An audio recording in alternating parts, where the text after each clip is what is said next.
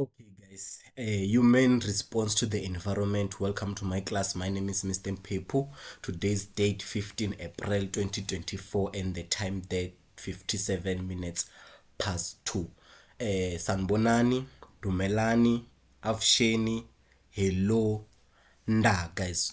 All of you who subscribe to my YouTube video, I would like to appreciate you and encourage those who haven't subscribed, guys, to subscribe. Do so. We are moving on, guys. Today we'll be doing week 5 response to the environment, and then another thing is that we are done with this topic here, genetics and inheritance, and we are going to start responding to the environment. So subscribe, guys, like, comment whatever you want us to concentrate under this response to the environment. And as you can see, our week 5 here comprised of human nervous system, central and peripheral nervous system, autonomic system, the nerves. We have to talk about the nerve or the neurons. We also have to talk about reflex arc and the disorders, right? And the full week dedicated to a human eye, and the full week dedicated to the human ear, right? So we are going to learn this. You did human nervous system in grade 9, right? So our introduction here at human nervous system is not going to be that much or that much compressed with more work, right? You'll agree with me that if we have to cover this in a week, a full 5 in a week, all of this will have to limit our information, or how much information we can take out there, right? So this our annual teaching plan. This will be week 5. This will be our week, and we also planned our weekly plan, guys, from Monday up until Friday. And then from there, let's introduce our week. Let's introduce our main topic. How are we going to tackle this within 3 weeks time, right? And then here you can see on our CAPS document, they're talking about the 4 weeks doing everything. That this time here it is required from us under 1 week, right? So you can see the central nervous system. At the end of this week, you should be able to learn central nervous system, peripheral nervous system, autonomic nervous system, nerve, structure of the nerve, and then reflex arc, right? Then the disorder and the injuries. All these, as you can see here, we have to cover them in a week. And then these two, we also have to cover them in a week. In a week means that more work here and then less work here, right? We'll be concentrating more on a human eye and its mechanism, and the human ear and their mechanisms, right? So from there we go to our examination guideline. You will agree with me that we are done with that topic up there, CAPS document, and then today we are coming with our new response to the environment by humans, right? You'll agree with me. This one is paper 1, and it consists of 54 marks, right? Same as our previous topic there. Out of 150, you can say that it was contributing the 50 here, right? So 50 are paper 2, and then now we are going to paper 1, and we are going to secure, or we are going to search for something that we can come out of this 50. If we can get 25 out of this 50, we are fine. We can relax with that, right? Pass. And then another thing, this is the response to the environment by humans. We are responding to is another thing. I can go back to our ATP and told you again that we also have a human response to an environment using endocrine system, right? We have 2 types, or we have 2 ways in which a human respond to the environment. We have the endocrine, this one, and we have a central, we have a nervous system, right? Nervous system, sorry. This side is a nervous system comprised or made up of a central nervous system and a peripheral nervous system. This side, endocrine system, made out of a glands and hormones, right? We are going to learn about this, and we're also going to learn the response to the environment next week, next week. So you'll see that most when we arrive to other things, I'll be saying this will do them tomorrow, this will be do them next week, right? So we're going to divide our week into 5. We are going to divide these topics into 5 or into 4 weeks, depending on our weekly plan. You know that we have Monday. Monday we do the full topic. We have Tuesday, like tomorrow we are going to do another full topic. Wednesday we are going to do question papers. Thursday we are going to do a full topic, at Friday, right? And then this one I have myself, I've planned that today we'll cover up until here. We'll try to push as fast as we can, since we are already late here. It's already 3, right? So this video, you are going to get it later, around 5, depending on the network this side. So Monday we are going to push this, and then at the end of the day you are going to have this activity right here, right? Then tomorrow, Tuesday, we are going to push up until here, and then Wednesday, this one will be Monday. Today, this one will be Tuesday, and then Tuesday we are going to push up until here, and then this Wednesday, you know that Wednesday we are going to do question and answer, and then from there we go, and Thursday, Thursday we can do this, and then Friday another questions there, something, and then Friday we do diseases, right? So this will be our weekly plan, right? You'll agree with me. So today, at the end of the day, you should be able to learn what is how are humans response to the environment, right? How are humans respond to the environment? We use two ways or two system. The system, you know that when we say the system, it has the beginning and it has the end, right? So in this system here, same as whatever we are doing here between me and you have me here.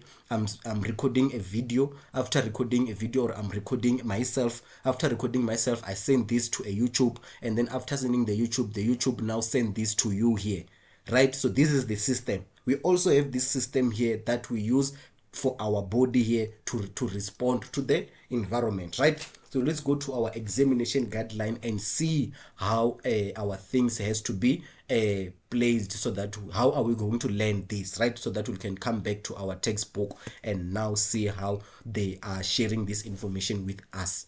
So from there we can go to our green book, our Mind the Gap. You know that in this class we also reference to our Mind the Gap. Those who have been subscribed, guys, subscribe, so that we can do this together, so that at the end of the day, now I'll stand up and say I was successful. I successfully taught someone life science, and even you can stand on your side and say Mr. Pepu managed to teach me life science. So with our green book, we are jumping to our chapter 6, which will be paper 1. As you can see, they're also indicating in this book, and then they're saying this is the response to the environment by human, right? They said in this book you have to learn the human nervous system, which is first system. We have two systems, and one is the nervous system, the other one is the endocrine. You're going to learn this at the end of the day. Today you should be able to differentiate these two. And then from there, Barry, under nervous system, you have to learn the brain and the spinal cord, right? Here they don't talk about the spinal cord. They come and talk about the neurons. Will do them tomorrow, right? So today this will be our learning. But since we are not being derived by our study guide, we are derived by our examination guideline and our textbook, bringing whatever we learn back to our study guide and see how our learning is progressing, right? Thank you for being here. Thank you for tuning. This is Mr. Pepu, and I welcome you to my life science classes. Today we'll be doing response to the environment by humans. Humans do respond to the environment. Animals do respond to the environment.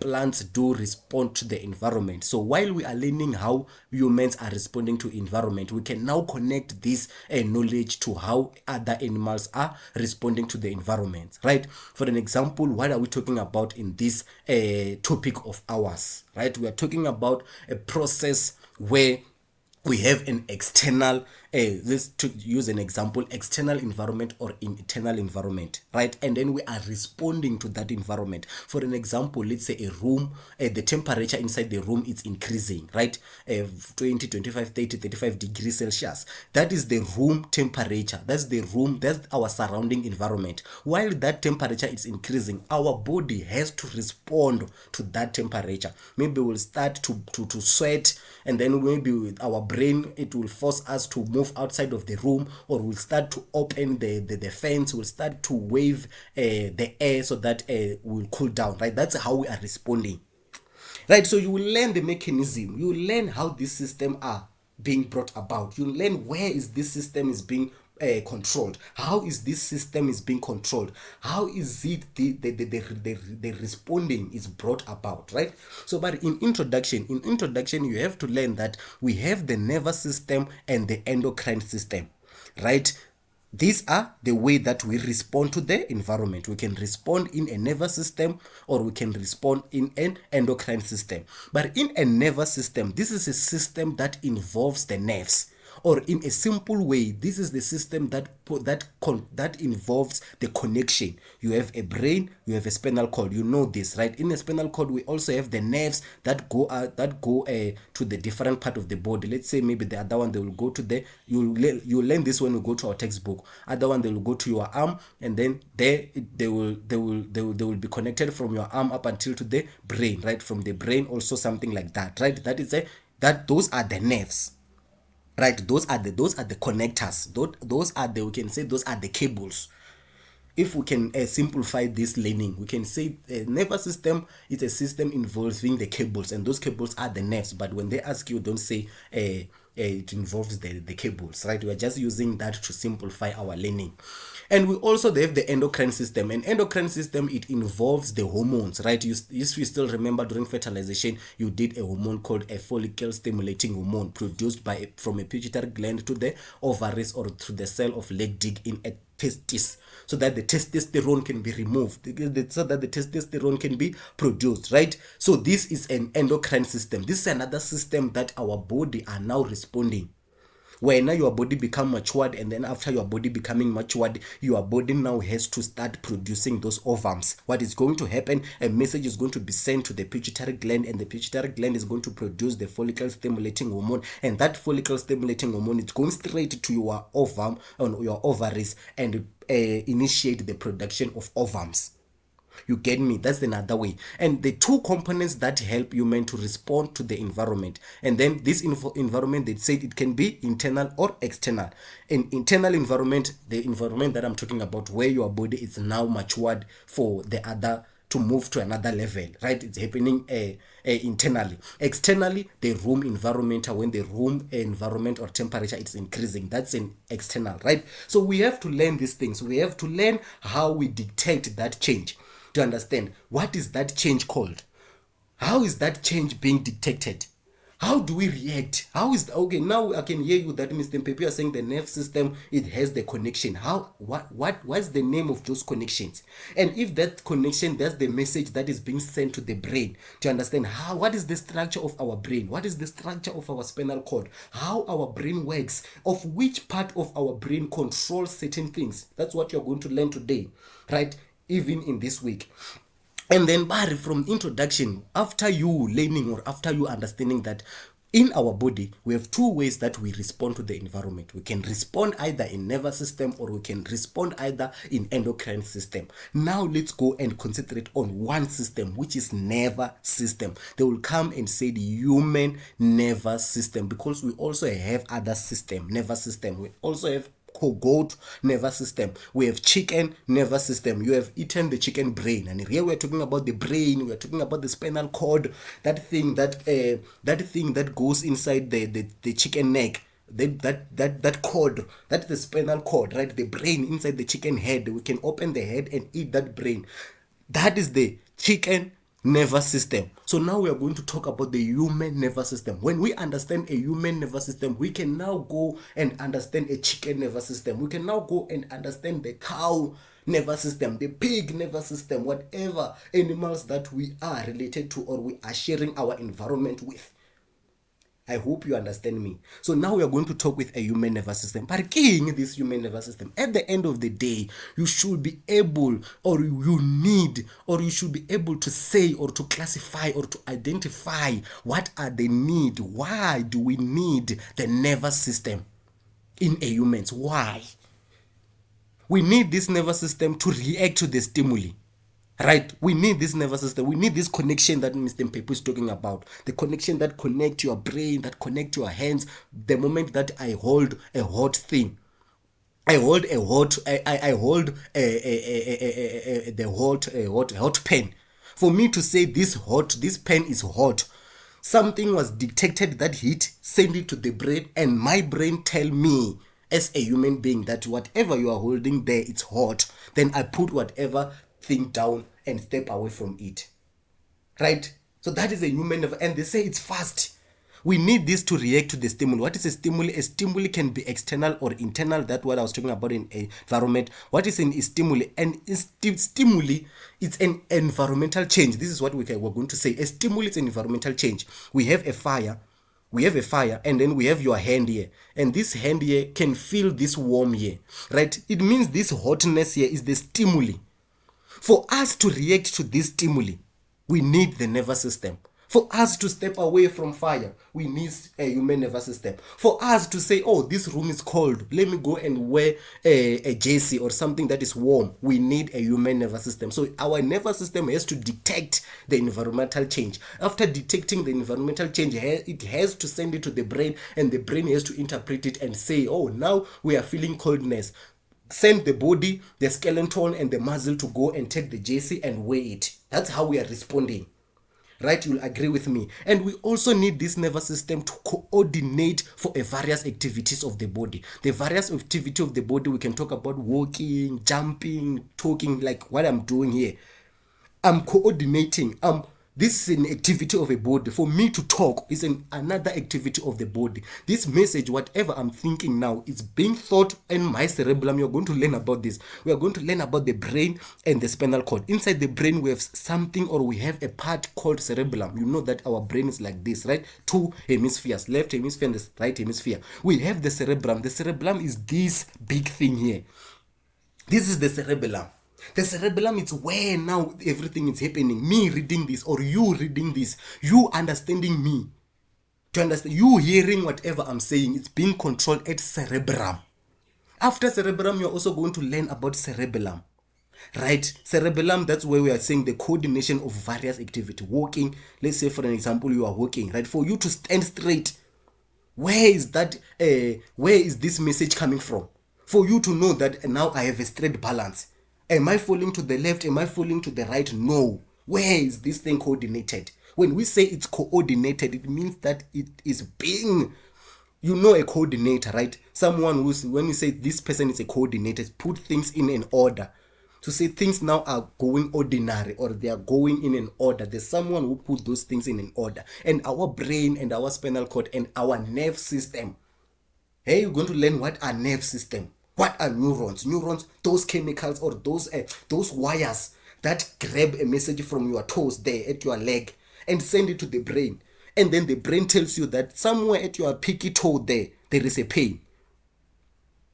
Right, you're going to learn about that. We're also going to tell you about what is a corpus callosum and what is a medulla. As you can see that in a week you have to cover everything here up until down there, and then another week you have to cover a human eye and the human ear, right? So you can see that in this week information has to be reduced.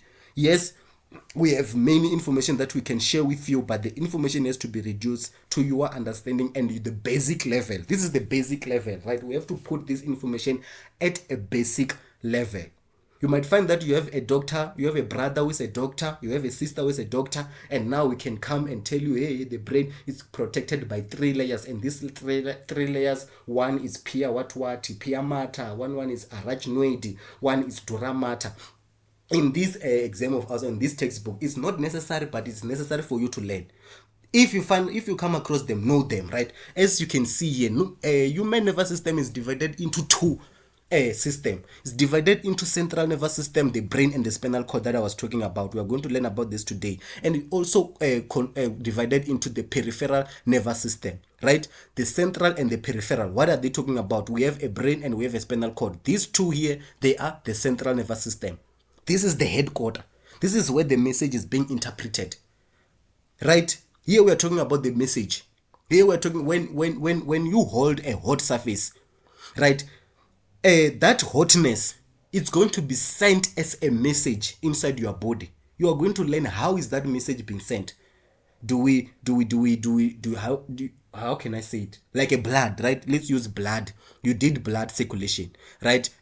Something is removed and enters the blood, and then the blood can transport that oxygen to the cell here, right? The other cell, right? And can also transport that carbon dioxide back to the lung, right? So with central nervous system,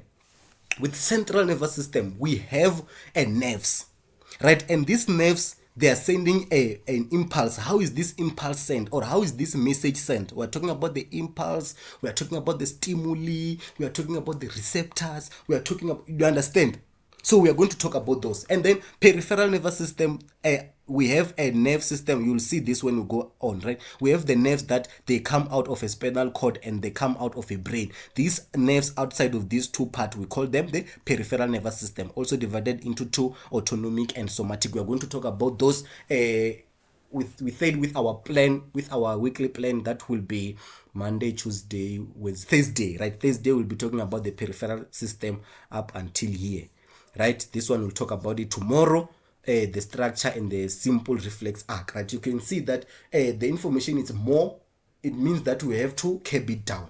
So let's move on to our textbook, guys. Fast, we do the introduction to a human nervous system, human response to the environment. We do human nervous system, we do the central nervous system, and the peripheral, we do it next day. Peripheral, we'll do it on Thursday, if I'm not mistaken, and then we'll do the central nervous system today. We'll do the brain, and we'll do the spinal cord, right? So when now you'll end up with an activity. So let's move on and talk about this, right? Then you can see there they have chapter 6 where human respond to the environment, where human respond as kiss. But chapter 6, human response to the environment. I'll be fast nyana, since you can see that our time there, we've already elapsed 20 minutes. We are left with 40, right? Introduction. What is an introduction? Introduction, we are introducing you to a human response to the environment, right? But human response to the environment in various ways, right?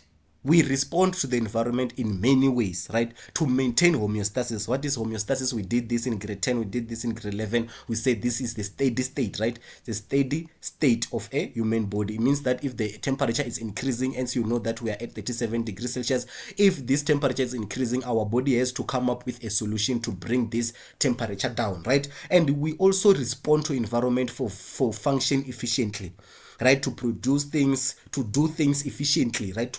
So that we'll be able to run, so that we'll be able to do whatever we are doing effectively, right? And then we also do this to protect ourselves from danger.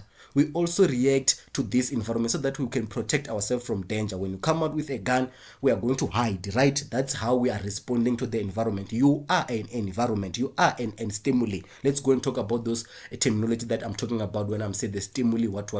But the human nervous system, with its receptor organs, allow the body to respond, right? So we have a human nervous system and we have an endocrine system. All of these, they have the receptors and the effectors, right? So with this having the receptors, we are going to talk about this here. With this having the receptors, it makes the body to be able to respond, right? So what is a receptor, Mr. Pape? Come here. Let's fast. We can hear you are talking about the receptors and what. What is a receptor? A receptor, for an example, we can go for year before year. We can go to our 2020 during COVID, right? We have that thing that we can my drawing scale. We have that thing that we can point it to your foreskin, right? And then it tells us the temperature. That thing we can say that is a receptor, right? Or that is a sensor, something that is censoring something. Right? A receptor is something that is receiving something. So a receptor in this story of ours, this is the structure that receives the stimulus and convert it into the impulse, right? For an example, I'll also use an example. We have a human body here, we have you here, right? And then this will be your hand, right? And then somewhere in your hand here, you are holding an ember or a coal, right? A red coal, right? Inside your hand here, you have a small receptors. You have the small senses, or you have the small you can do like this. You have the small receptors, right? And these receptors are the structures that receive the stimulus. What is the stimuli, Mr. Pepo? Yes, they say the stimuli. A stimuli is a detectable change in the internal or external environment. This detectable change can be our coal here, right? Our hot coal here. This our hot coal, because this coal, we don't mind you, when you hold this coal, you might have not sure that whether that coal is hot or that coal is cold, right? Whether that coal is cold or that coal is hot, right? You don't know.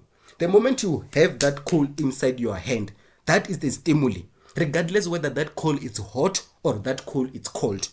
That we say that is the stimuli. It's a dictatable change. You are holding something and now you are going to interpret whatever you are holding. If it's hot, something in your body is going to happen. You are going to throw it away. If it's cold, you are going to hold it like that. But before you hold it, you don't know whether that cold is hot or not. So what is going to happen? Those dictatable changes or those dictatable those change in the environment, they are going to be detected by the receptor, and when they are detected by receptors, this receptor is going to convert those message. You have something that is cold, and the message there that is hitting your arm, it's saying that whatever you are holding, it's cold. That message, that coldness message, is going to be converted into an impulse. What is an impulse? They say it here. An impulse is an electrical signal created by the receptor organs in response to the stimuli. So it means that you are going to have a stimuli, and when this stimuli is inside your hand, your sensor or your receptors, they are going to produce an electric signal. They are going to produce electric signal called an impulse, and this impulse they can now send to your brain. I agree, we have to send that message to the brain. What is an impulse? Some of them, they will say an impulse, it's a message, right? And in this message, is a message in an electrical signal form. So it means in electricity, stimulus is going to stimulate your receptor. Your receptor, they are going to interpret this stimulus and convert it into an impulse, and this impulse is going to be sent to the brain or the spinal cord, right? To the brain or the spinal cord. Inside the spinal cord is going to be interpreted, and they are going to tell, or your body or your brain is going to tell you that whatever cold that you are holding here, it is cold, right? The message now is going to be sent back to to the hand, or to the what we call them the effectors. Sorry, the message now from the brain, we have to send back the message, right? The message that is sent from the back to whatever is going to be affected, we call that organ an effector.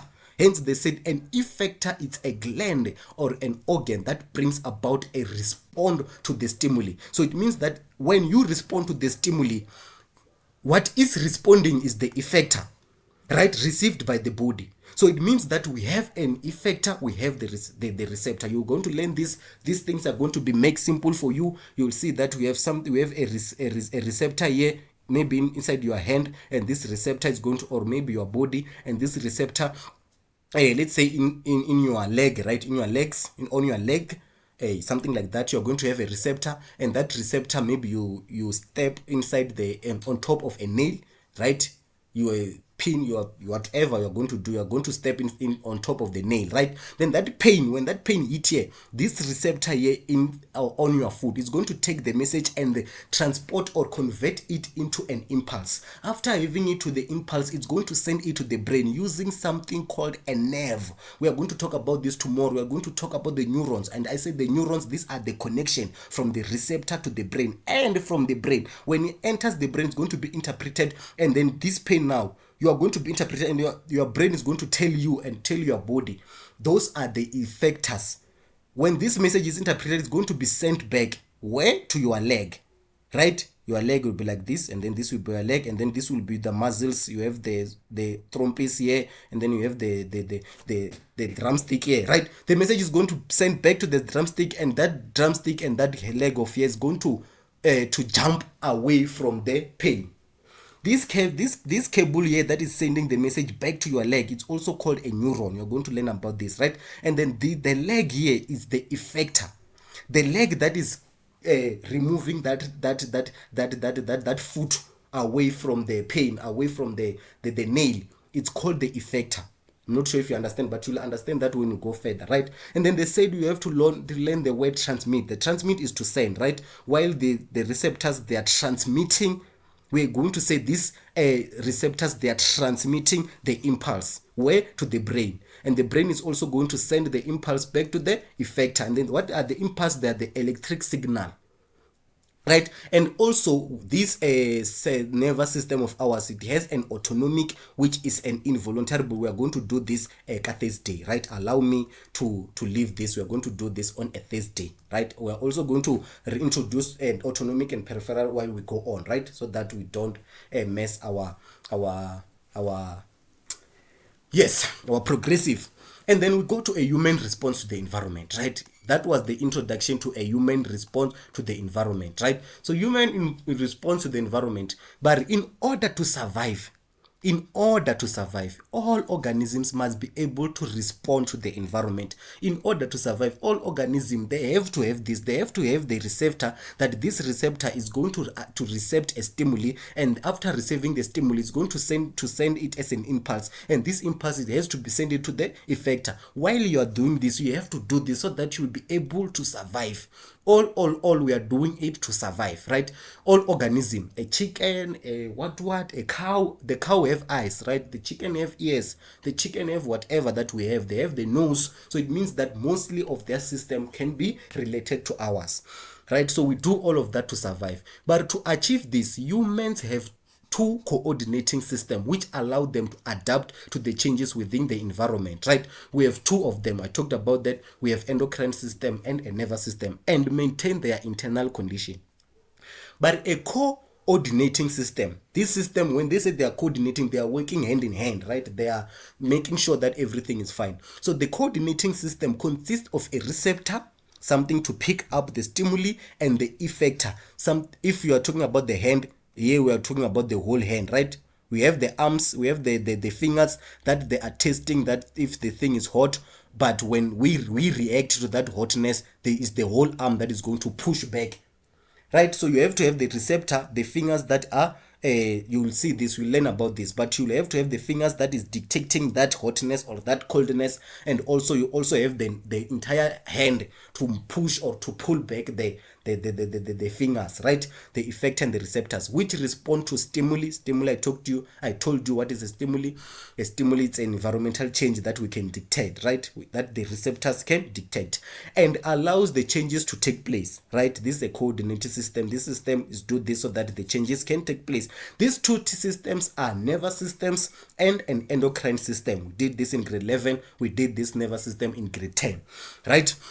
The nervous system is made up of a nerves.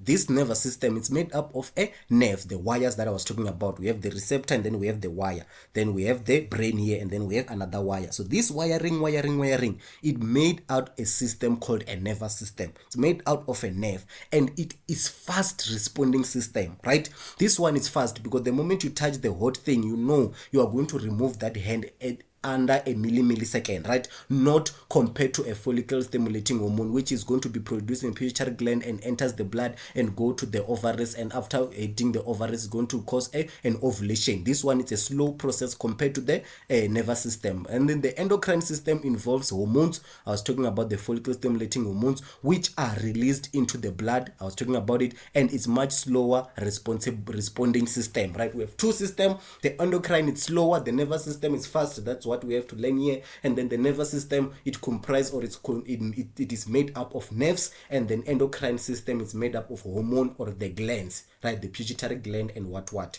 Then from there, a human nervous system, right? Agree, we have an endocrine system and we have a human nervous system, and NS and an endocrine system. We did endocrine system at grade 11, right? So now we are going to do a human nervous system. We also have the terminology that we are going to talk about more and more under this human nervous system. Since our human nervous system is divided into two, it's divided into central nervous system and peripheral system. Today we are going to focus on those. Here we are going to focus to those who are related to a central nervous system, and those who are related to a peripheral system will do them on this day, right? So terminology. But the first word that you have to know here is a cranium. What is a cranium? A cranium is the part of the skull that contains and protects the brain. We have the what we call here. We have the skull here. You understand? We have the skull here, and then we have the spine here. We have the spine and we have the brain here, right? In the nervous system, we have the brain here. We have the spinal cord here connected to the brain, right? So in this brain, we have a skull here. We have the skull here, right? In this skull is everything containing the jaw, what. We have the cranium. The cranium is this part that houses or that contains, it's found on a skull, right? It's the part of the skull, thank you, that contains and protects the brain, right? Our brain is protected by three or it's the most protected organs, right? It's protected by the bones, it's protected by layers, it's also protected by the fluid. And then the layers that are protecting this brain, they are called meninges, right? Meninges, some of them, I told you that we have three of them. Some books, they will say three layers of meninges. Some, they can even go further to say this one is a pia mater, this one is arachnoid, this one is a dura mater. But here you can see that they are not focusing on those layers. They just have you to know that we have meninges, and these are the protective membranes surrounding the brain and the spinal cord, right? Three of them. Then from this, we have a cerebrospinal fluid. A cerebrospinal fluid, it's also the fluid that is protecting the brain. So is this brain, we have the brain, and then in this brain we have the fluid. After the fluid, we have the layers. After the layers, we have the cranium. After the cranium, we have the skin. After the skin, we have hair.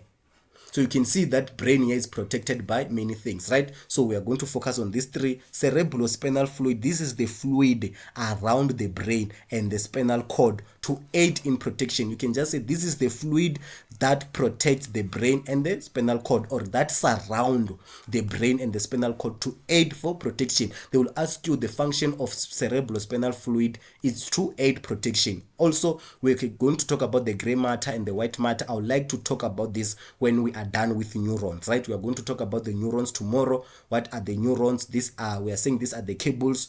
We are saying these are the nerve cells, specialized nerve cells which transmit. You can see transmit, we learned about it previously, that the transmit is to send. These are the cells that send nerve impulses. What are the impulses? That are the messages. So we have the receptor, and the neurons are these things here, or these cables that are sending that are a nerve cell. They are specialized, right? Cell, and that are transmitting, that are sending the impulse, they are sending the message to the brain, and also that they will find another one from the brain, send it to the effector. And these neurons, they have the dendrites, right? It's something like this. They have to have the message from the effector, and these neurons, you might find that you have three neurons sending to the brain, right? So we are going to learn about these neurons. We have the dendrites, and we have the nerve and nerve. These are the bundle of the neurons, right? You might find that here's the receptor, and we are sending them same thing. All this bunch here, we say these are the nerve. You have a nerve, right? Whence they are saying different thing. You have the audacity, right? Same as you have a nerve, the bundle of neurons. And then we have the synapses. What is synapses? These nerves here, I was talking about it. These nerves here, when they rejoin, they leave a microscopic space between them. These wires of ours, they rejoin here. They leave a space called a synapsis. You learn about this when we do it tomorrow, right? But this is the gap between the axons. Axon is something that we found it in a neuron, of one neuron, and the dendrites of another, right? It means that this neuron of ours, or this connector of ours, is going to send a message, and then we have another neuron here, and then here we'll have the axon, and here we'll have the dendrites of another, right? From one axon, this will be axon, you'll see tomorrow. And then we also have the neurotransmitter. Whatever between this gap, whatever the message that is being sent from this gap, between this gap here, the message is sent from this this nerve here, or this cable here. I would like to come to refer them to the cable. It's sent to this another one. How are they sending? They're sending it something called a neurotransmitter. A neurotransmitter, a transmitter, you know, there's a chemicals that carry and impulses across the synapses. They are called a neurotransmitter. You'll see what I was talking about, right? Then from there, you'll have to learn about homeostasis. Homeostasis, I told you, this is a steady state, right? It's a steady state. And then on our book, they say this is the tendency of living organism to maintain their internal environment constant, means that not changing within a narrow limits, irrespective of the changes in the external environment. So let's say I was using the example of your body here. The temperature inside this body is decreasing. What your body is going to do, your body is going to shiver, or you are going to tataziling. What are you, penisking? You are going to be tataziling, and while you are tataziling, your body is trying to bring back that temperature to the 37 degree. That is the homeostasis. That is the steady condition that your body has to keep, so that when you will survive. Because when we go under, we might find that when we go higher, when we go under, it can hinder the production of the proteins, and when we go higher, it can kill or it can destroy those proteins, right? So you understand homeostasis. And then from there we have the Alzheimer and multiple sclerosis. We're going to talk this in details in Friday. And then Alzheimer ke mathata bo labo lose memory loss and confusion. You still remember the guy was trending worry una bulwetse ba o libala re he ba o balabala ba o libala re he ba reng. You know that video, right? Yeah. Then we have multiple sclerosis. Multiple sclerosis is the disease caused by the damage of something called myelin sheath. Why do we get this myelin sheath? We get them in a neuron, right? Where is the neuron? There's the neuron, and we say the neuron is our cable, and this cable is protected by something here. This cable is protected by something called myelin sheath. So when this myelin sheath or sheath, whatever, myelin sheath, right? This myelin sheath, when they get destroyed, can be destroyed by your body. You might find that your body is fighting against these cells and is destroying this myelin sheath. When now you are going to have a physical or a mental disturbed, right? Because you are going to disturb the movement of the electrons, of electrical pulses, right? Impulse that we are talking about up there. Right, so can go on. Now we have a nervous system. A main topic there, a main topic here will have a human respond to the environment. You see Saskis, we will have a human respond to the environment, divided into two parts, divided into nervous system and an endocrine system, right? So in our nervous system, this nervous system of ours is now that it contains the nerves. Right, we are dealing with nerves, we are dealing with a receptor, and then after receptor sending a message to the brain. After sending a message to the brain, we also have another connector that is going to send this message to a muscle. This is a nervous system, and it's divided into two things. We say it's divided into central nervous system and it's divided into peripheral system. What are they saying here? They are saying that you have your brain and you have your spinal cord, right? Whatever that we found here in your brain and whatever we found here in your spinal cord, or whatever it's been controlled there, it is a central nervous system. That is the headquarter. That is what most of your things are being controlled. You will see when we talk about the brain that most of your things are being controlled here inside your brain, somewhere inside your brain, right? And also the spinal cord also play a role of controlling other activities, right? So though these nerves here, or these connections, or these what we call the nerves here, they say that the brain is it's comprised, or it's made out of a nerve tissues, right? So these nerve tissues here, they make up a nervous system. They make up a system or a center where things are being interpreted and the message are being sent back, right? So with the peripheral system, since we have a spinal cord here and since we have a brain here and a spinal cord here, this spinal cord, it also have another what call nerves, or another what we call connectors, or another cables going to the arm. You'll see what I'm talking about, right? Going to the arm, going to the eye. What was this nerve system outside of a central nervous system, outside of a spinal cord and a brain, we refer them, or we call them, the peripheral nervous system. This is the system that is happening outside, or this is the interpretation, or this is the movement of those impulses outside of the spinal cord and the brain, right? How can we do this? We are saying, we can say we have a receptor here. Since you know what is a receptor, we have a receptor here inside our arms, and this receptor is sent to the brain here, or the spinal cord, and the message now is going to be sent back to our arm, maybe to remove the muscles and the spinal cord here. This process here that is happening here, we say this is a peripheral system. This is the system, and whatever is happening this side, this is a central nervous system, right? So you learn when we move on Thursday that we have an autonomic and we have somatic, voluntary and involuntary. We have sympathetic and parasympathetic. There's nerves that are outside of this. We have a brain and we have these nerves that are outside here. We have another thing that we are controlling there, and we have what is going to happen is that you can send a message. Here is when the message is being sent back to the effector, right? And here is when the message is being sent to the central nervous system for interpretation and reaction. So we move on, right? This is what I was talking about: a central nervous system, and a peripheral system. These two make up a human nervous system, right? They make up a human nervous system. This system is made up of two systems. A human nervous system is made up of two systems, central nervous system and a peripheral system. What are they saying? This is the picture that I was trying to explain. Your brain here and your spinal cord, they made up a central nervous system, the headquarter, right? Some things or most of things are being interpreted here. You are breathing, you are eating, you are walking, you are what, you are fighting, you are jumping, you are what, it's happening here, right in your brain and your spinal cord. Let's go and learn the brain. And then outside of your brain, we have the cranial nerves. You know that we have the eye here, we have the nose here, we have the mouth here. This mouth here is going to send message to your brain. We also have the ear here. You are going to test something, and then whatever you are testing is going to be sent to the brain, and then your brain is going to tell yourself inside the brain. Your brain is going to interpret whatever you are eating. It's a banana, right? Or if you are eating something is poisonous, it's going to send a message to your mouth to throw that thing away,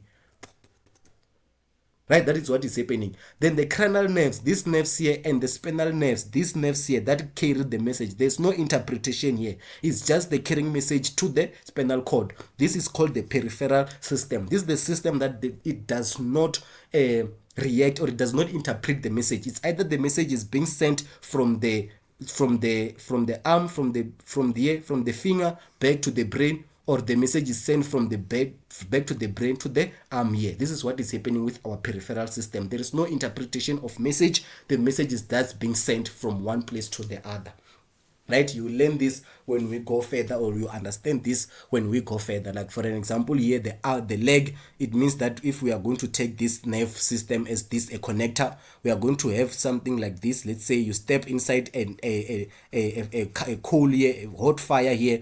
The message is going to be interpreted. The receptor in your leg or in your foot is going to recept, or is going to receive that hotness, right? When it receives that hotness, the message is going to be sent.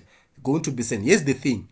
The message can be sent to a spinal cord. Since this is a central nervous system, the message can be sent to the spinal cord. But if the spinal cord cannot, or they feel that the information that is being sent to the leg is not enough, that's when the message they now can move back up to the brain. That's where, okay, I'll use the example here. That's where when you step on a hot coal, right? Here's the two things that's going to happen. When you step on a hot coal, right?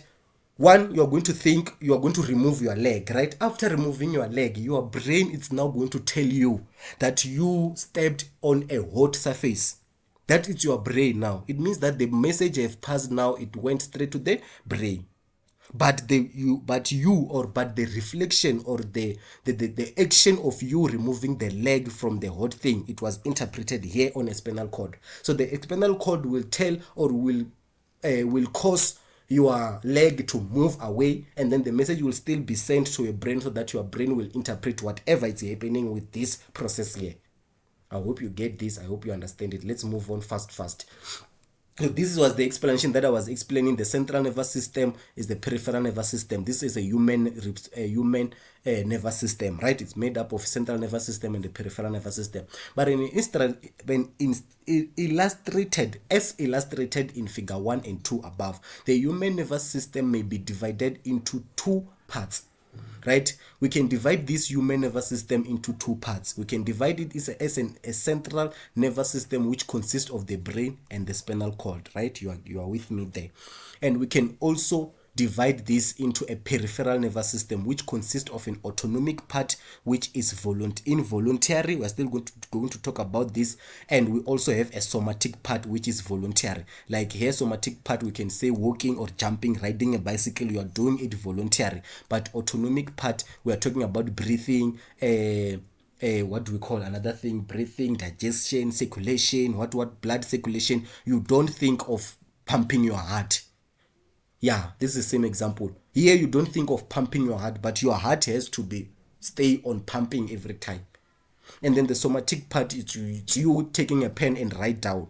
That action that you are doing, that response that you are doing of taking a pen and writing down, that is a voluntary, and it's controlled here at the peripheral nervous system. You are going to learn about this Thursday.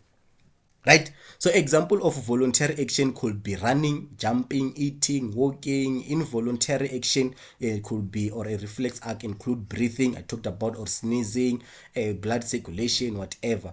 And then the autonomic part may be further divided into sympathetic and parasympathetic. We are still going to talk about it, right, which work antagonistically. This parasympathetic, it also has two ways. Your blood, for an example, let's use here, your heart is pumping, right? When your heart increase pumping, maybe you are scared or something, when your heart increase this pumping, we say that is a sympathetic. And when that blood, or when that heart cools down, we said it's a parasympathetic. We are going to talk about Thursday. Don't worry, hang around when we reach that part. But a human experience many challenges throughout the body, to which they must respond to these changes, and these changes known as stimulus, right? A human experience many changes throughout the day, to which they must respond, and these changes are known as stimuli. A stimulus, many, this one a single stimulus, a plural. A stimulus may be internal, e.g., body temperature, water, sugar level, carbon dioxide, or oxygen, right? You did this in grade 11. A carbon dioxide, when the carbon dioxide increases, your body or hypothalamus is going to test it, you are going to find it, and then that one you are going to respond, right? You are going to respond by now. Your lungs, they are now going to pump, your heart is now going to pump more blood, your lungs is going now to exchange oxygen, right? Oxygen and carbon dioxide, and with even with water, kidney, sugar level, glucose, temperature. You are also going to do this when we do the response to the environment, and negative feedback, right? We are going to do negative feedback. You'll be doing this, or you'll be building on your grade 11 knowledge, right? Or it may be, or these stimulus, they can be external. Here we are talking about the pain, the environmental temperature, and the danger, right? Regardless of whether a stimulus is internal or external, we must be able to respond, right? Whether it's a pain or it's a carbon dioxide level, where there's a danger, you are pointing me with a gun, or my oxygen concentration is decreasing, I should be able to respond. That's where we say this person, he or she, it is, the person is alive, right? For you to be alive, is to maintain the homeostasis, right? And then from there, those two types, a central nervous system and a peripheral nervous system. Today we are going to do a central nervous system, right? But a central nervous system is made up of a brain and a spinal cord. Where now you're just going to learn about the brain, and then you are also going to learn about the spinal cord, right? But here's the thing, but the brain is made up of a delicate nervous tissue which cannot repair itself, right? These are the nervous tissues. It means that this tissue is made up of a nervous cells, or a neurons, right? Those nervous cells, we call them the neurons. We're going to do this about tomorrow. So they come together and form a tissue called a nervous system, and this nervous system cannot repair itself. So it means that if part of the brain is damaged, you are going to be brain damage. Why, right? And then, but the brain is a brain is of a vital importance because it controls all functioning of the body. Here in our body, we are controlling everything. This is the center, this is the control of everything. So it's hence we say this is a vital, it's a very important, right? Because it controls all function of the body. For this reason, it is well protected in three ways, right? Many ways, you can say many ways, but now we are going to concentrate on the three ways that they protect our brain, because our brain is very important, right? And then we are going to talk about the cranium. I talked about this. I said we have our skeleton, and then in this skeleton we have a cranium, right? This is a cranium, and then from the cranium we are going to be surrounded by three layers called meninges. I say pia mater, arachnoid, and dura mater. We are just going to learn that these are the three layers that are going to protect our brain. From the cranium we have our three layers, 1, 2, 3, and then from our three layers we are also going to have, they are saying it's cushioned. It means that it's a shock absorber. There's a fluid called a cerebrospinal fluid that cushion, or that absorb the shock. Maybe when you hit down with your head, because there's a fluid that is going to understand. Even during a fertilization, we said that an embryos, they are being protected by the embryonic fluid, embryonic fluid, and right, for shock absorption. So here we have a fluid here that protects our brain. From there we are going to have our brain here, right? So it's protected by three. We also have a skin, we also have a hair that protect this this brain of ours. So if they can ask you name 5 ways or name 5 ways in which our brain are being protected, you can start with our hair, come with the skin, 3 layers, cerebrospinal fluid, and the brain itself. So let's go to the brain and see the parts of the brain that we need to know. Right, with our brains like this, you know that our brain, it's like this, two left hemisphere and the right hemisphere, right? With a knowledge that right hemisphere control the left side and the left hemisphere control the right hand side. It means that your right hand side, to write about it, you are controlling it at the left hemisphere. So in this left hemisphere and the right hemisphere, we have this big part here. This big part here is called the cerebrum. Right, these two parts here, they are called cerebrum. The cerebrum is the largest part of our brain, right, divided into other lobes. As you can see here, they don't want you to know about them. A frontal lobe, what lobe, what lobe, right? Don't have to know about them. They just have you to know that this is a cerebrum. What is being controlled in a cerebrum?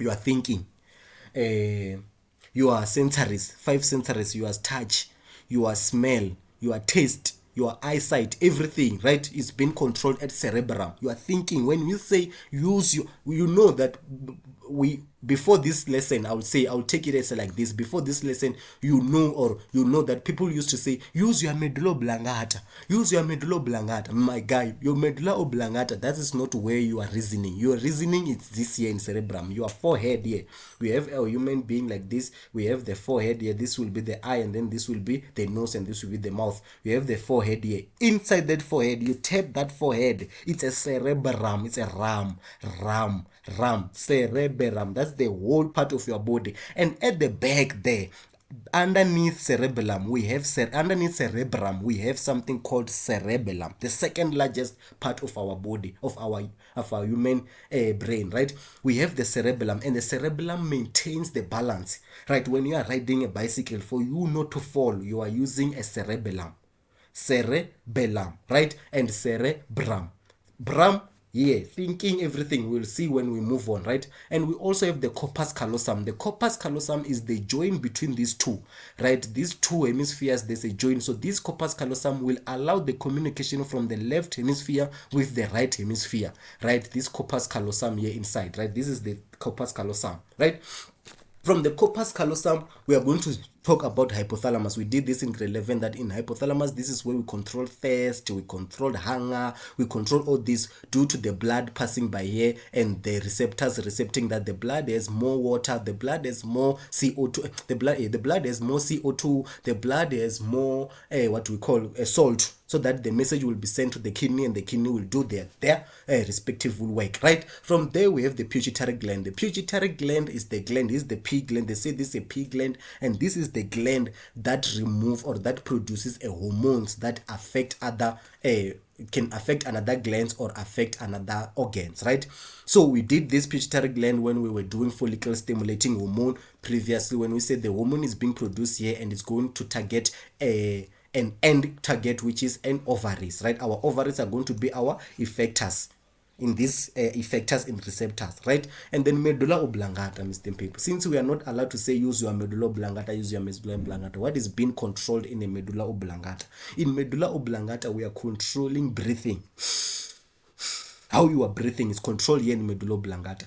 And another thing, they say blood circulation, right? Blood circulation. Your blood being circulated for your heartbeat. Yeah, you can say the heartbeat. For your heart to beat, to circulate that blood, it's controlled here. It's involuntary. Hence, we talk about the voluntary. Voluntary, it's happening here. Involuntary, it's happening here. The digestion, right? For your esophagus and your lungs to do the peristalsis.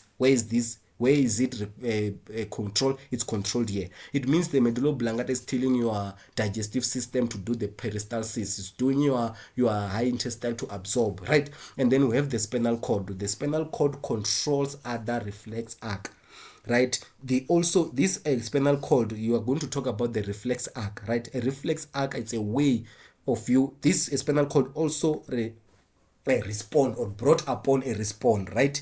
An interpretation, same as cerebellum. There we can bring about the interpretation, the pain, all those things, right, can be protected here at the spinal cord. We are going to learn about the spinal cord, and you will see or understand what is happening with the spinal cord, right?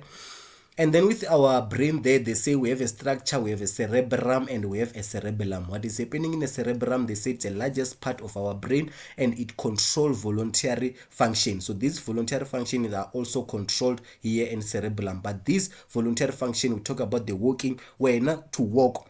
For you to stand up and say, let me walk, it's being controlled by a cerebrum, right? Your cerebrum is going to tell your muscles to walk. But for you to maintain that balance, for you to stand up and walk while you are not falling, it's going to be interpreted at a cerebrum, or it's going to be coordinated at a cerebellum, right? Here you are going to be to walk, to stand up and walk, to speak. Me starting to speak is being controlled, or the message is sent from cerebellum. The cerebellum is the one that is sending the message to the mouth, and the mouth start to utter words. Writing, taking my ball pen and write something, the message is sent from the cerebellum to my hand, and my hand to pick up the pen and start writing. Right? Our time is up. We'll fast. Let me use 5 minutes, 8 minutes. Since I've talked, I've included most of this on my previous explanation. Right? Our time is up. As kiss. So let's move on. And then we say that in cerebrum, it receives and interprets the sensation, right, from all the senses organ. I talked about this hearing. You hearing me now is being interpreted in a cerebellum. Hello, how are you? Something like this. Hello, how are you? Right? Is this a hello, right? Hello, how are you? For you to see this hello here, you are using your sight, right? For you to hear me saying hello here, you are using your hearing. And then from there, you are going to use the smelling, your nose, right? For you to say, I know someone farted here. Someone farted here. The message, it means that we have your nose, since we're talking about the receptors, with the air is going to get inside your nose, and then we have the receptors that are going to detect that stimuli, which will be the fat, and then it's going to be interpreted, or it's going to be converted into the impulse, and that impulse is going to be sent to the brain, and into the brain is going to be interpreted, and then your brain is going to tell you that whatever you are smelling now, it's a fat. Where? Inside the cerebrum. The cerebrum is going to tell you whatever you are smelling now, it's a fat, and then send message to the other bodies, to the other part of the body via the other neurons, right? Now we can wave your hand in front of your nose. Now you can move away. Now you can all those things that are being affected, right? We can also talk about the taste. When you taste something, we talk about this. And when you smell something, the feeling here, we're talking about you are feeling, maybe like you're feeling down, you're feeling happy, you're feeling, it's being those message is being sent from a cerebrum, right?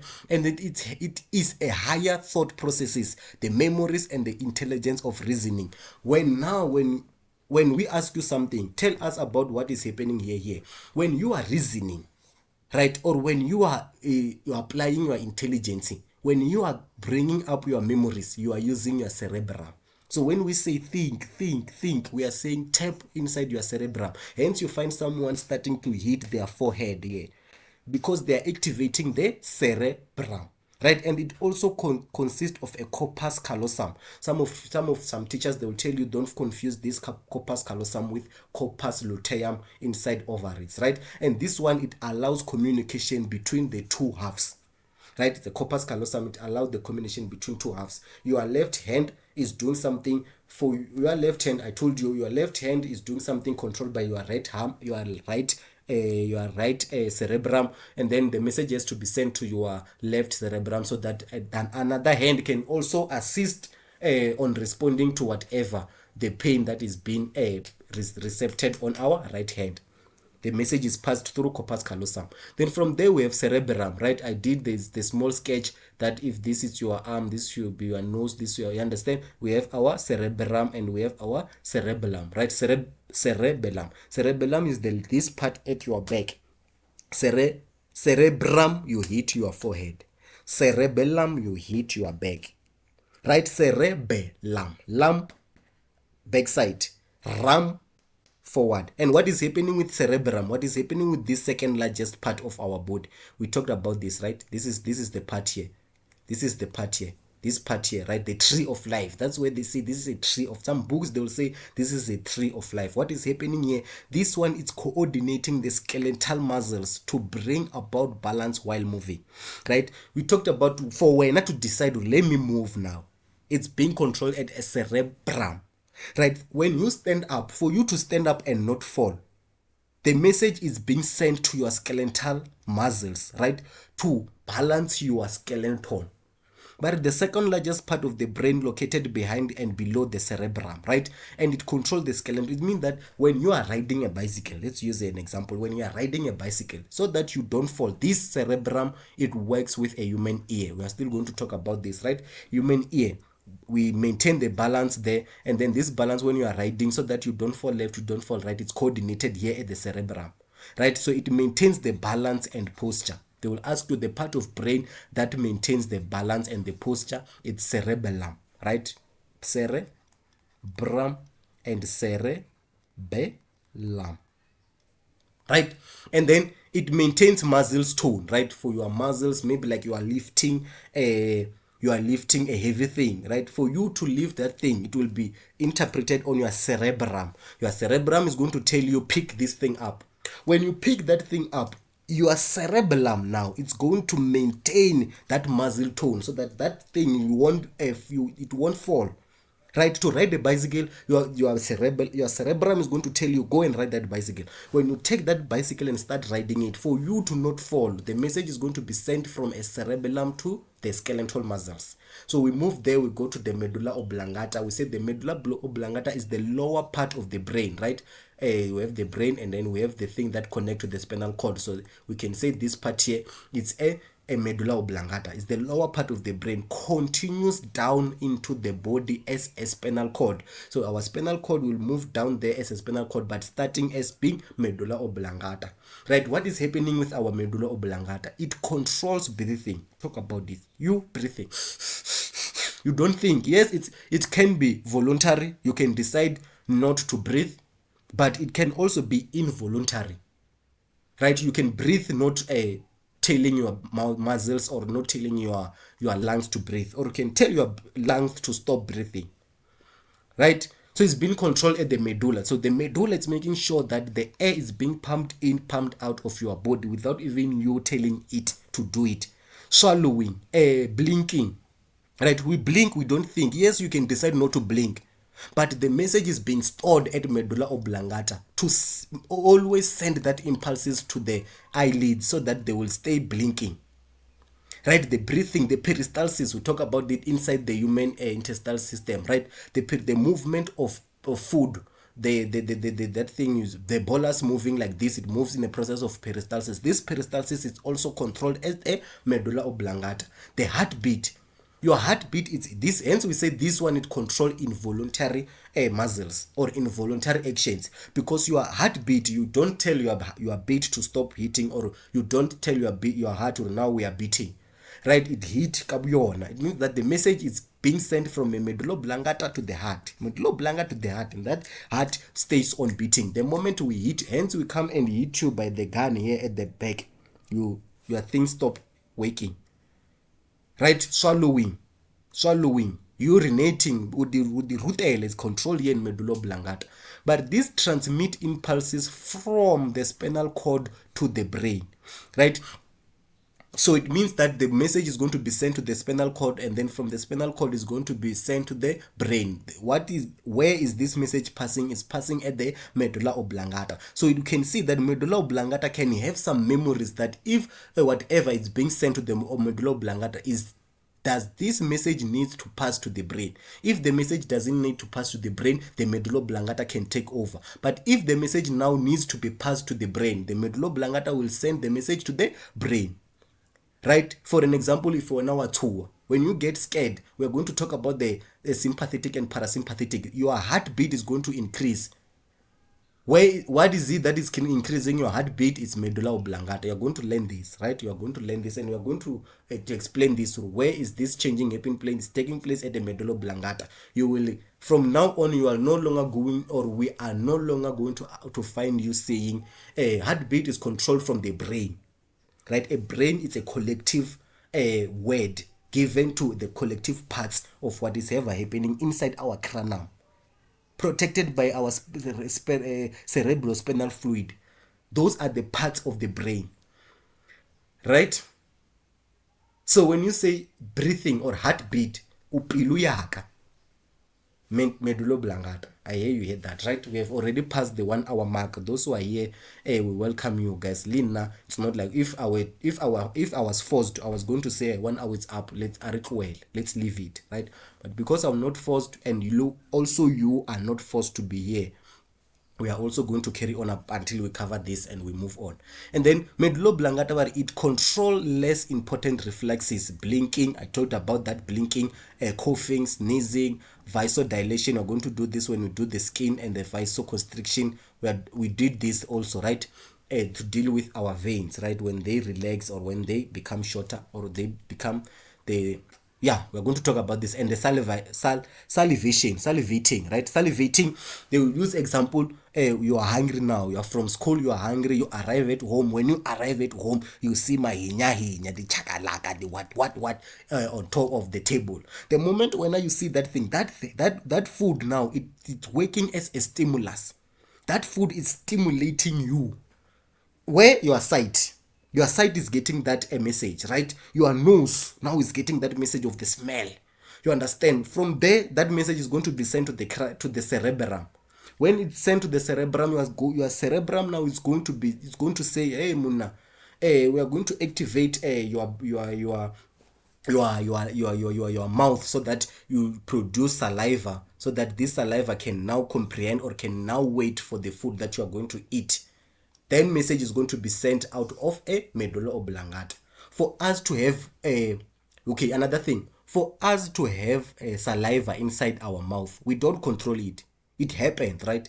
Now you have saliva in your mouth and you are not controlling it. So it's being controlled where? At the medulla oblongata. So your medulla oblongata will sit down and detect inside your mouth. Is your mouth having more saliva?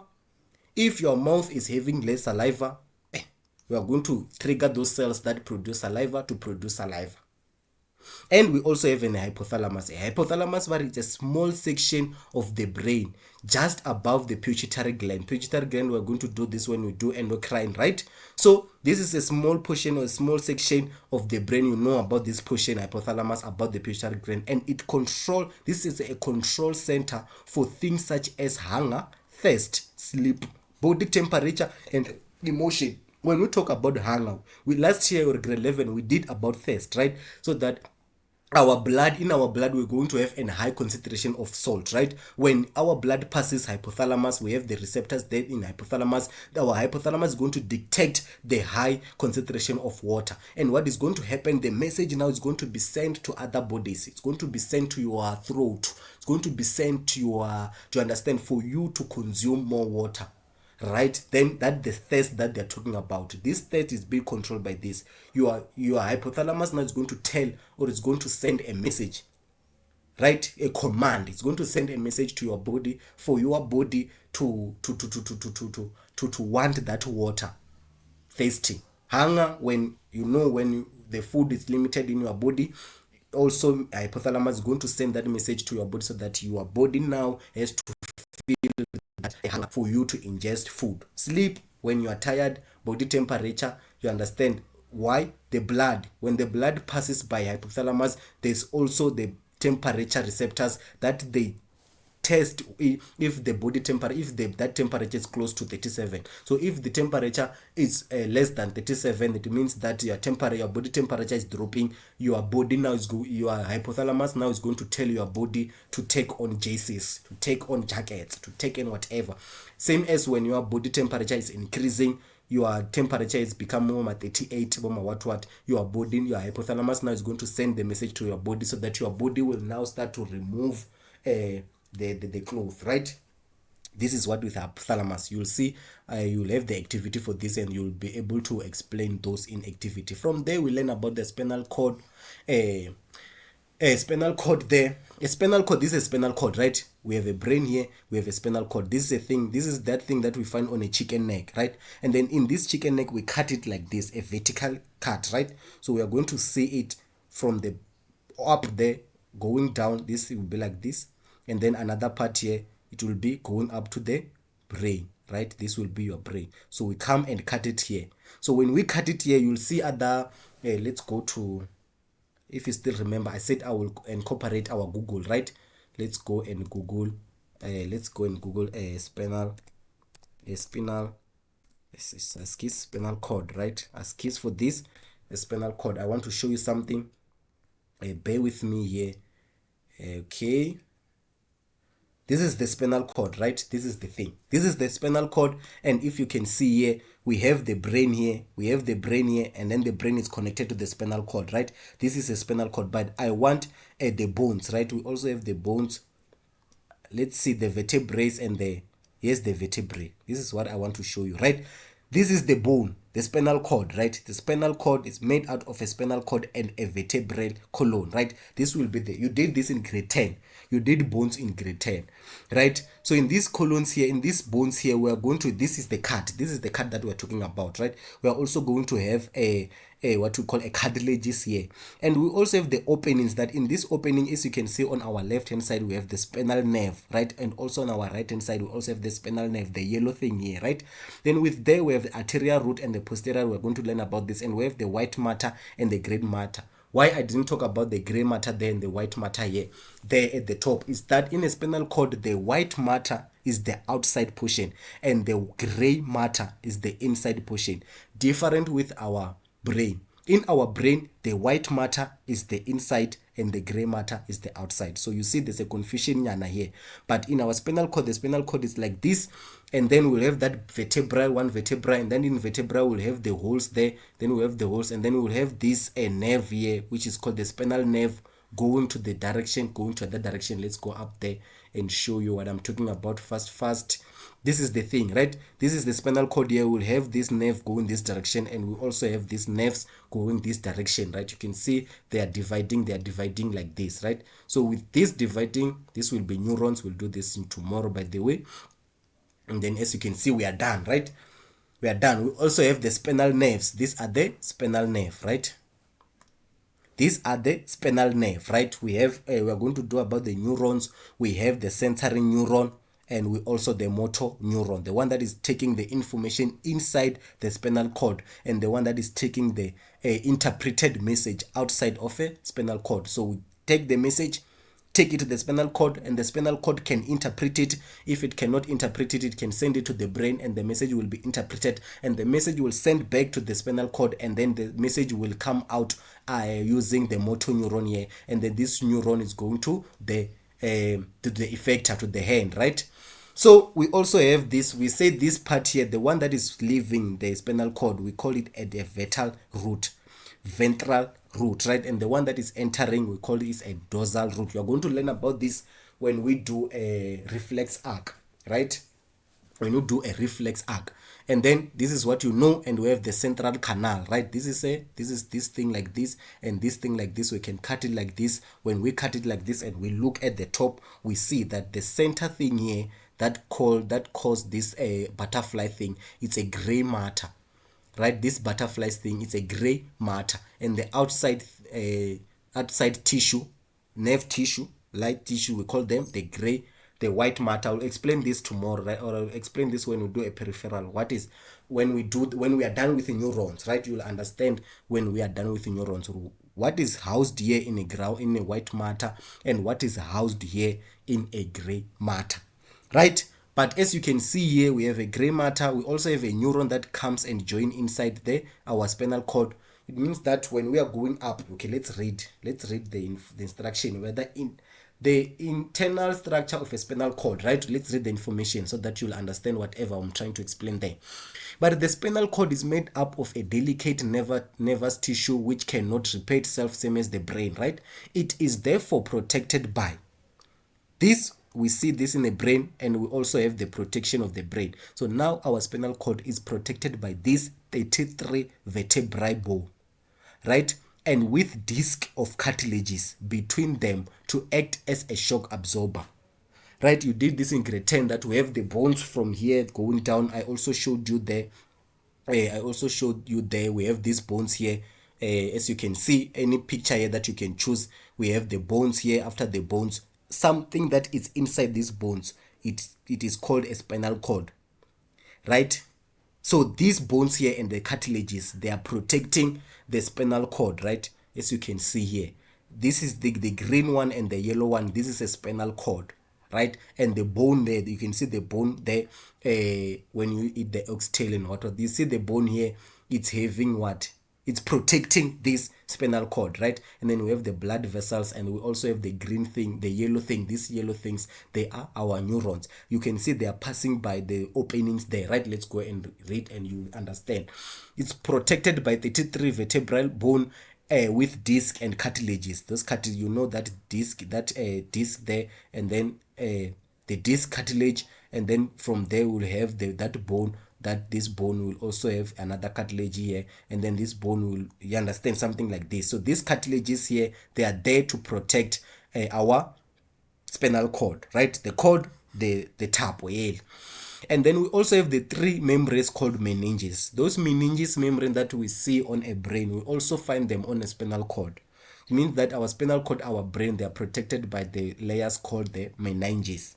And then the cerebrospinal fluid, it's also there, right? So it means that it will be a spinal cord protected by the cerebrospinal fluid, control is protected by the layers, and protected by the bones, right?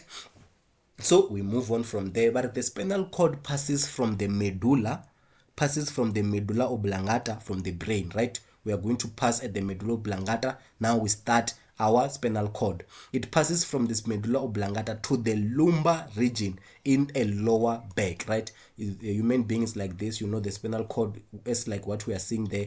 It's going to be like this, right? So medulla oblongata will be here, and the lumbar region will be this back here, right? This is the lumbar region. So the spinal cord join our brain using at the part called medulla oblongata, and it moves down to the lumbar region, right? But 31 pairs of spinal nerves are attached to the spinal cord through the openings between the vertebrae, right? So we're learning about this. We learn about that up there. We can also learn about this on our page here. You can see, right? These openings here, we also have a spinal cord, and this spinal cord, it protrude, or we have nerves that they are going outside of this spinal cord, and those are the 32. That's the information we are just passing by here, right? Those are the 32. This is the thing. We have let's say number 5 and number 6. These are the nerves that are coming out of the cord. The cord there, number 1, 2, 3, 4. That's the spinal cord, right? And we have number 8 there. Those are our veins and our arteries. And then we have number 9. Number 9, that will be our vertebral bone and the cartilages, right? Number 9 and number 10. And then number 7 there, it will be our nerve system away from the cord, right? This is what they're saying. And this cord, it's having 31 pairs. So if it's called like this, pair number 1, it will be like this. Pair number 2, it will be like this. Pair number 1, it will be like this. Pair number 2, it will be like this. What am I talking about here? Right? This will be pair. We have another nerve that is coming in, bringing the message, and we have another pair getting out of the message. So this will be pair number 1, and then pair number 2. All on all will be, I'm not sure if let's go to our textbook, let's go to our internet, so that we don't I don't tell you things that I don't know, right?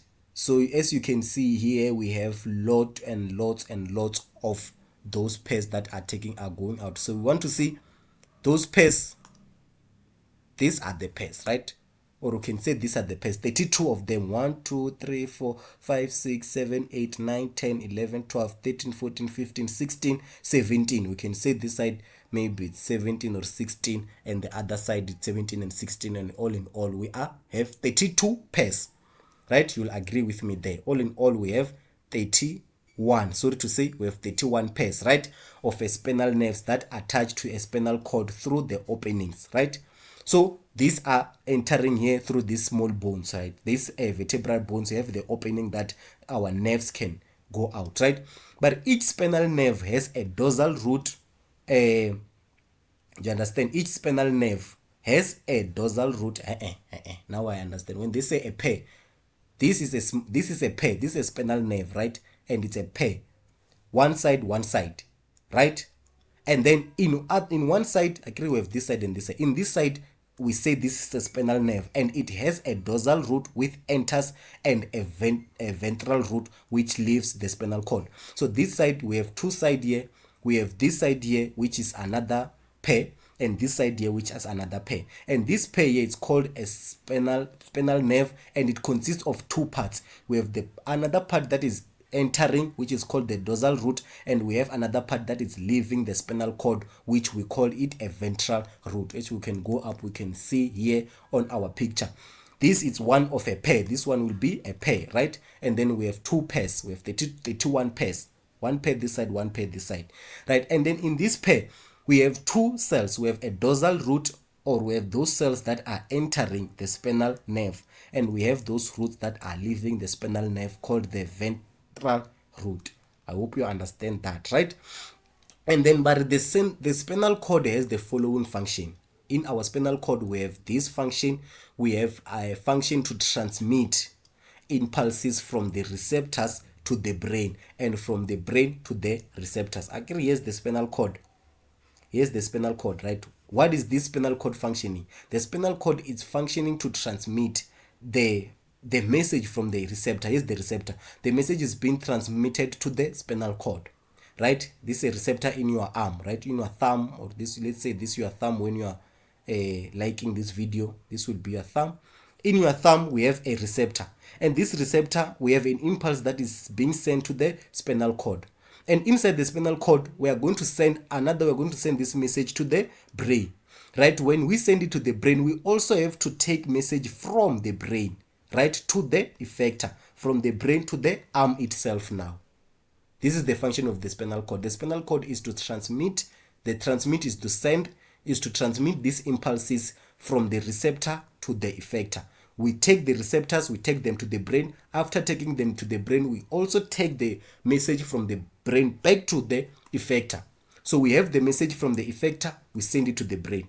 After the brain, we take the message from the brain, we send it to the effector. What is the intermediate here? Is the spinal cord. The spinal cord is the one that is transmitting this message. The spinal cord is the one that is making sure that the message is being recepted at the receptor, and it's sent to the brain to be interpreted. And the message that the brain is going to interpret and say this message is talking about this and this, the response is going to be sent to the effector.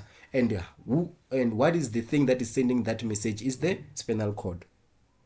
I hope you understand that. I'm also tired. And then the last part here, it contains the reflex centers that function automatically to protect the body. We are going to talk about this reflex tomorrow.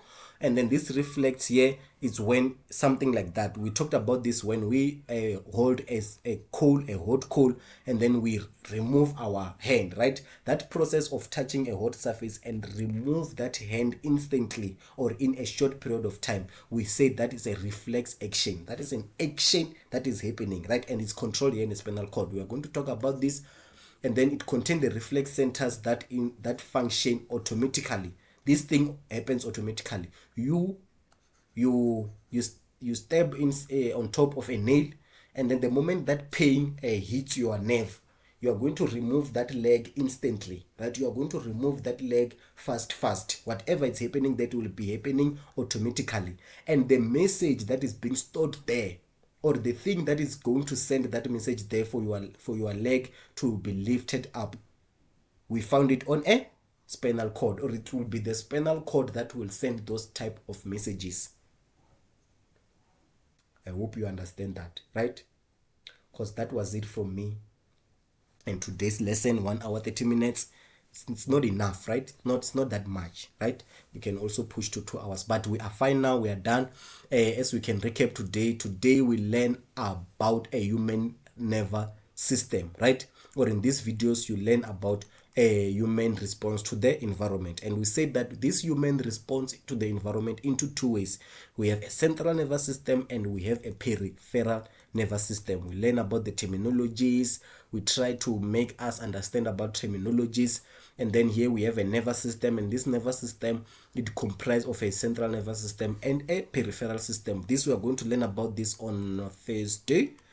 Yes, so we are going to learn this about Thursday. Thursday will come and start here, talk about central nervous system, talk about peripheral nervous system. Peripheral nervous system, we said, is divided into autonomic and the somatic, right? Today we did central nervous system, which we did the brain and the spinal cord. From there we went and learned our central nervous system.